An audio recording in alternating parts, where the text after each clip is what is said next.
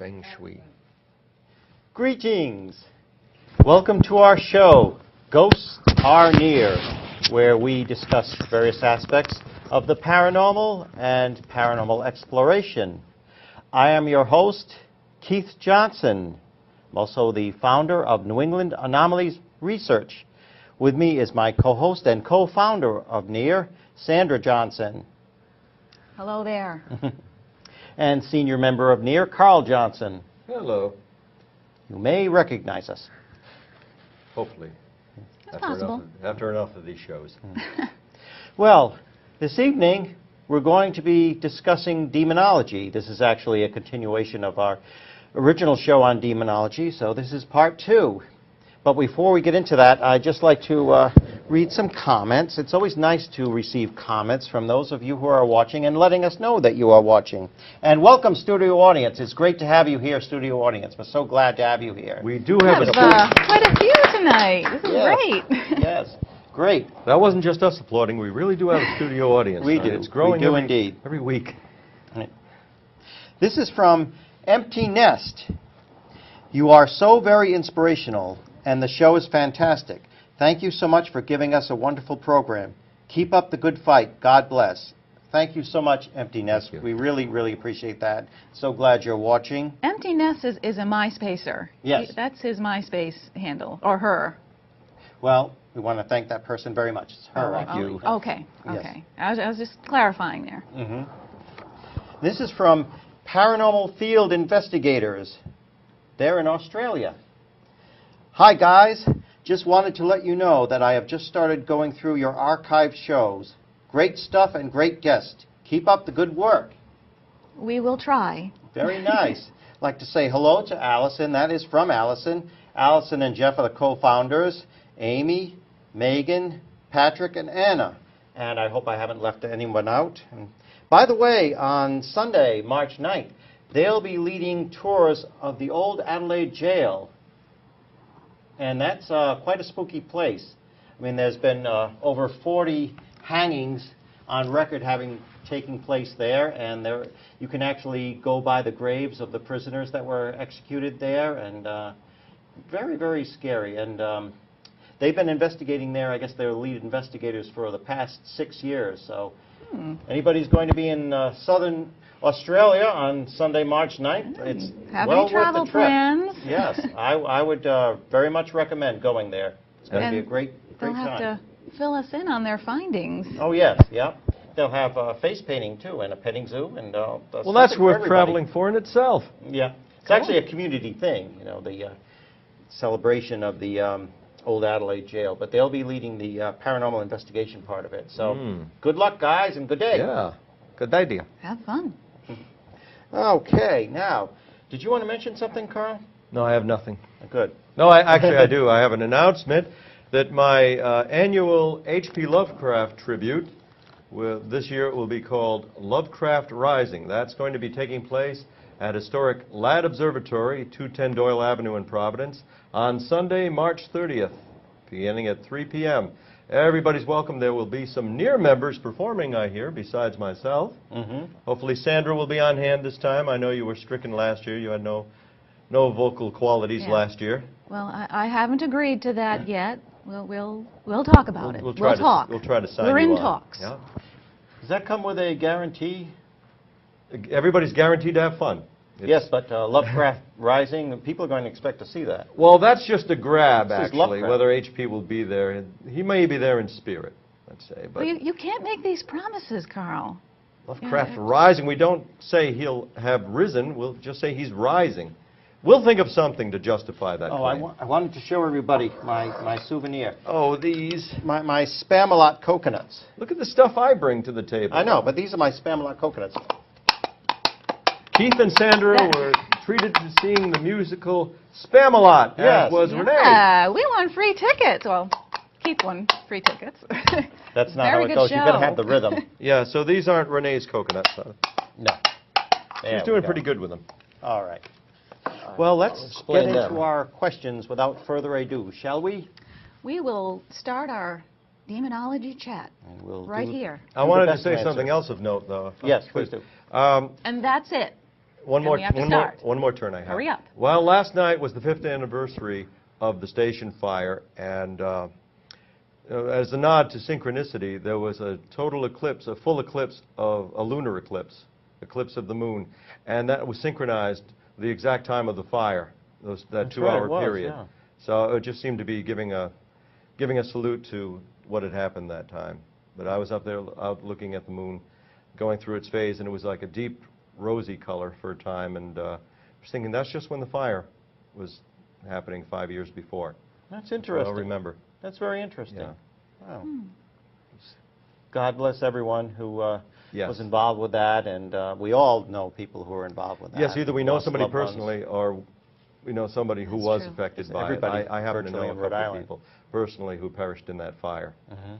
But it just called it to mind. That seemed so apropos because, of course, there were people there paying their respects, mourners there, people who had lost family, who were at that site, and they had the lunar eclipse going on overhead right at that time, right at that 2-hour period.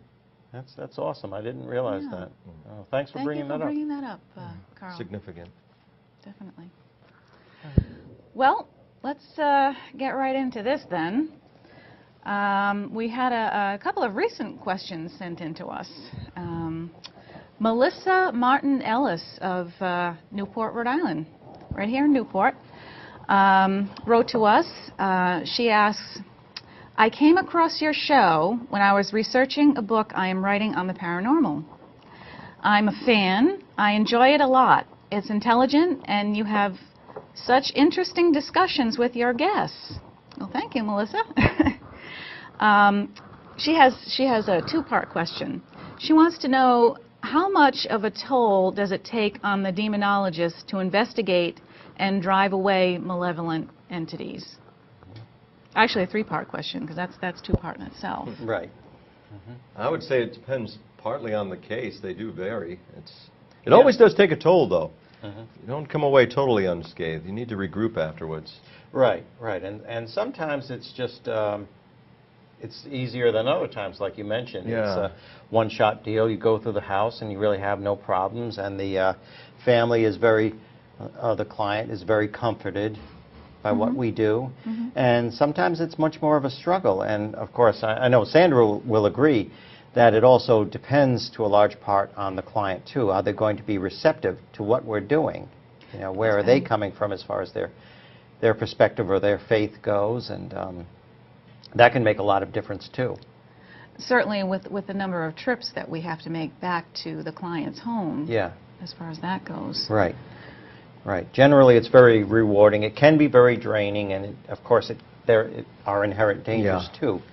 But it does, to a large extent, depend on the client or the family involved. And we do need to maintain a certain degree of detachment. In other words, don't bring it home with us consciously. I mean, take notes, do some research, but don't mull over it, you know, ad infinitum, because we can't keep coming back to the client's house every day. We can't fully immerse ourselves in it, or it would take too much of a toll on us. We wouldn't be able to function properly afterwards.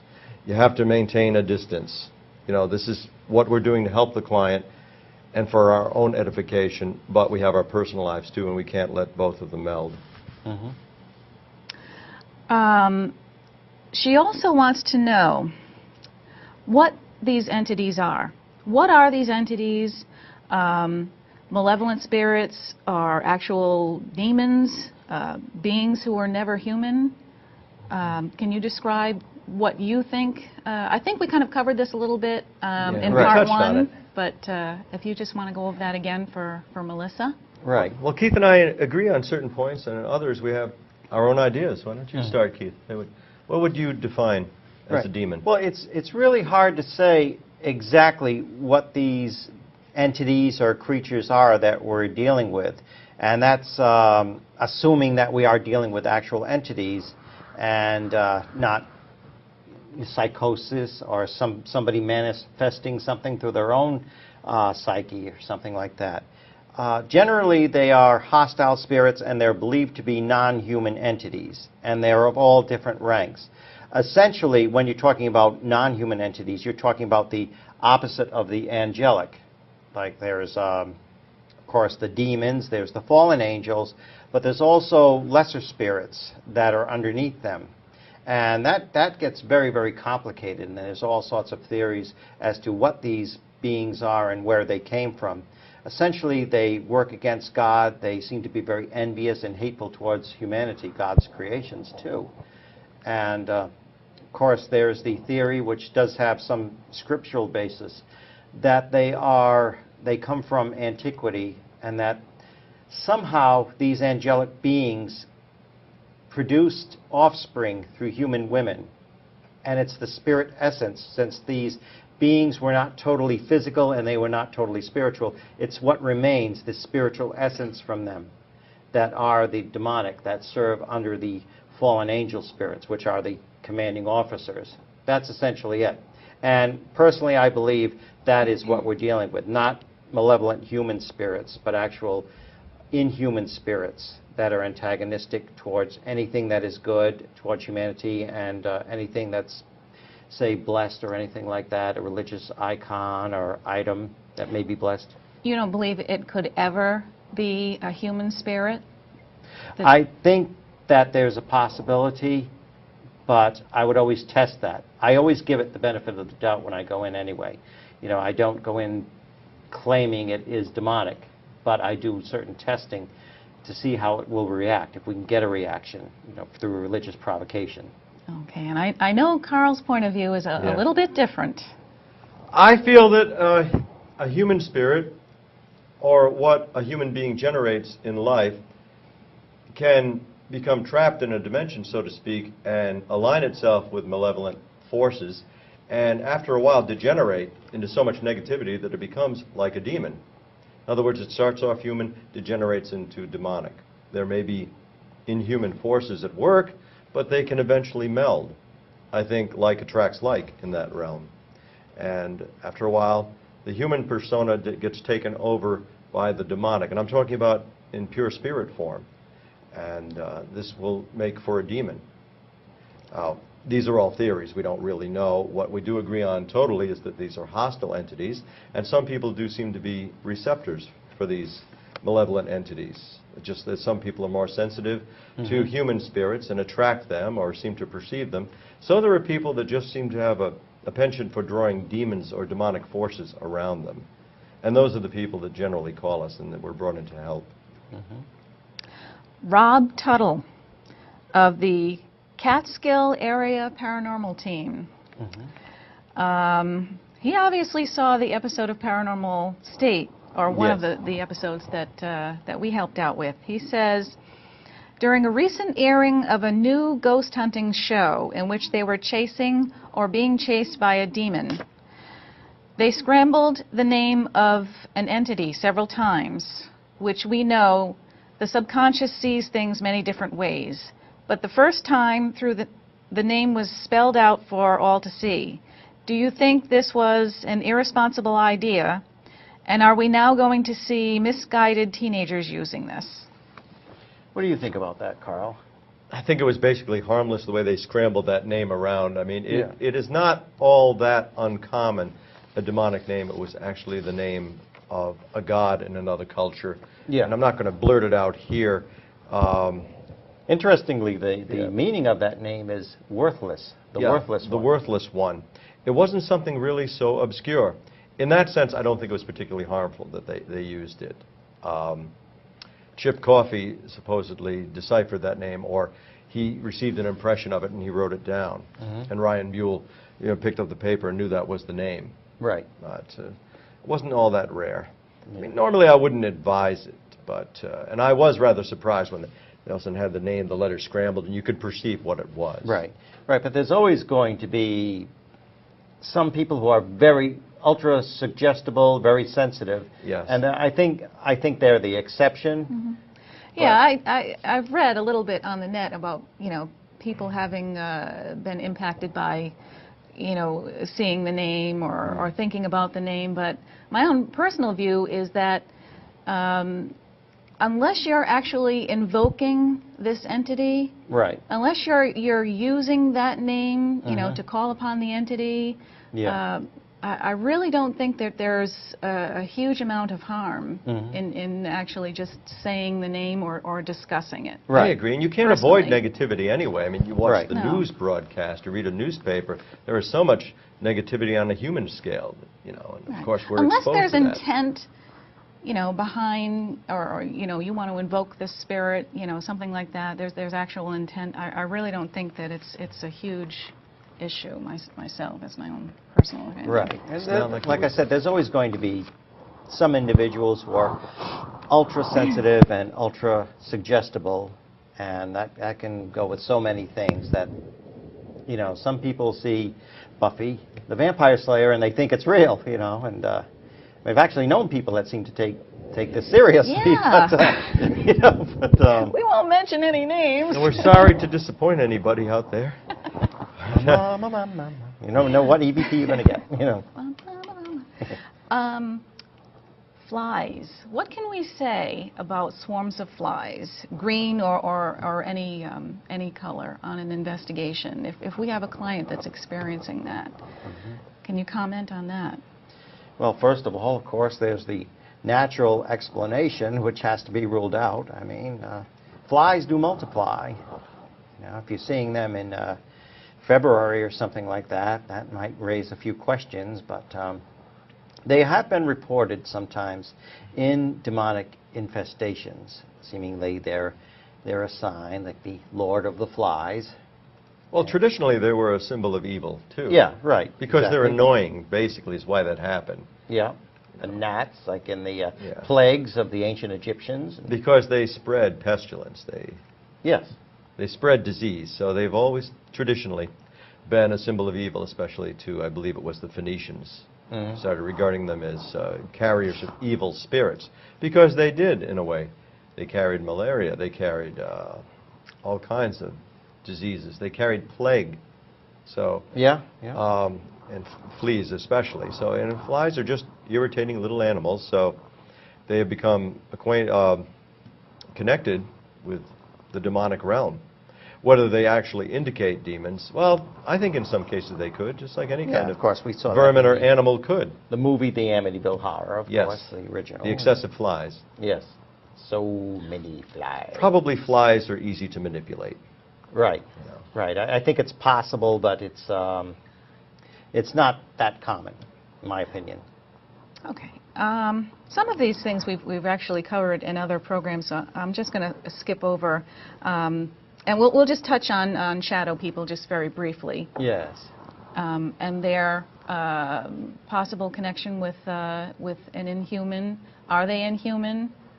What are your opinions? They seem rather insidious. They don't seem holy, particularly. Right. My opinion is they are inhuman spirits. They're furtive. They're Yeah. My personal opinion is that they are inhuman demonic spirits of a different order. They're their own subset, so to speak. look at how they appear. They're furtive. They're dark, Yeah. somewhat menacing. Sandra, I'd like you to expound a little bit on your personal experiences with Yes, shadow Sandra people. has seen a shadow. I have actually had a couple of experiences with shadow people. When I was 18 or 19, I had an experience that someone walked into the room while I was sleeping, and there was a tall figure at the foot of my bed. He was a cloaked figure, and the room was very dark, but this figure was just blacker than the darkness. And the reason that I give credit to this experience is that even though I didn't see it, this person waited 3 days before telling me that you know, of his experience. It frightened him and had such an impact on him. So that was one of my experiences, and I'll leave the other one for another time. Yeah. Because we have a lot of other things, a lot of other questions All right. to get to. Yeah, go ahead. Why is it that clearly there is demonic activity happening every day all around us, but the world will not admit to this fact? I think people have different perceptions of it. You know, they may experience what you or I or a client is experiencing, and they may perceive it as something totally different. I mean, nobody's going to deny that there's evil and unholiness in the world going on each day, but some people just, it's not of their belief system, and they refuse to believe that there are actually intelligent, unseen entities that are manipulating events in the world in an unseen manner, to a certain extent anyway, to a limited extent, but that they exist. Some people simply will not accept that. It's not part of their belief system. Do you agree, Carl? Yes, it's also a very unsettling concept that there are these invisible beings, an invisible empire influencing the affairs of the world, human affairs. You can make a good argument that there is enough human evil to explain what's wrong with the world, what's wrong with societies. But an underlying directive force can be perceived behind things that are happening in the world. Right. Albeit, if one chooses to, you can look that into you can read that into world affairs. Yeah. But, you know, you could make a case that it's just people doing this. But I don't think most people want to believe that there is this demonic realm that's actually pulling the strings, or at least influencing affairs of the world. Of course, we are responsible, as you pointed out, for our own actions, too. Right. Ultimately, we are. Ultimately, we are. I think humans are Unless quite capable of outright possessed evil by a demonic entity. I mean, we do have free choice. Well, yeah. You know, then you can point a finger at the demonic realm Right, when it's you a know. case of oppression or possession. You know, accepting mental illness and, you know, things like that. And there are always psychological factors Right, involved right. in any kind of oppression, demonic oppression. Do all demons recognize a certain church or figurehead as an authority, in your opinion? My opinion, yes. That's my personal belief that they do, yes. And it's been in my personal experience, too, that they all recognize the name of Jesus Christ and his authority, no matter the culture or the language involved. That's been my personal experience, and others who are involved in the realm of demonology, they tend to agree with me. I know that there are many different opinions on this too, but that's my personal opinion and my experience. Carl? Well, what about people with different religions? Well, that brings us into our next question. Well, let's segue right into that with our limited time. With our limited time, are any religions more prone to demonic influence? That's a loaded question. All cultures have had Yeah. reports of demonic influence, demonic oppression, and assault. Well, I know before I came on the scene and became involved with doing the work, you two were involved in a case involving a young boy. Right, exactly. And that culture was readily accepted of demonology and dealing with demons. And yes, some cultures do seem to be more prone to it simply because they recognize it more. I would say principally the Christian faith. Well, yeah, the Christian We faith. had to say any one religion is more prone to belief in demons and assault by demons. It would be people of the Christian faith. Yep. Of course, there's Judaism too. You know, they believe they have the Dybbuk and everything. But this particular culture and religion that Sandra was mentioning, they are very open to spirit communication, and it's not outside of the norm for them. It's not beyond the realm of possibility. They're very, very accepting of it in their culture and in their religion. They're brought up with that. Yeah, a belief that spirits can influence our affairs and can be harmful. Part of their rituals actually include the invitation of a spirit to inhabit the body. Right, exactly. That's similar to voodoo and calling upon the lower spirits, yes. Is the percentage of male or female possessions more? Well, that's a tough call because I don't know if I can answer that. Right, yeah. Answer carefully. Yes, at least not without offending anyone. You know, I would say just off the cuff that it's more prevalent in females because females are more sensitive in a way. However, I would think that with the actual oppression, which is much more common, I think males tend to be subject to oppression simply because of our psychology. you know, we tend to not to rule things out and no, I make my own mind up. I make my decisions and I'm the man and everything like that. You mean like we're less inclined to ask for directions if we're Yeah, lost, you well, know? yes, exactly. So we exactly. suppress it. We suppress that exactly, influence. exactly. But nobody really knows that. I mean, if they do, then it's very clandestine. It's hidden. Maybe if we talk to somebody in the Vatican, but I'll leave that to Father Bob there. But, Okay, I'll buy that. Have people been rescued from mental institutions based on demonic possession? based on demonic possession?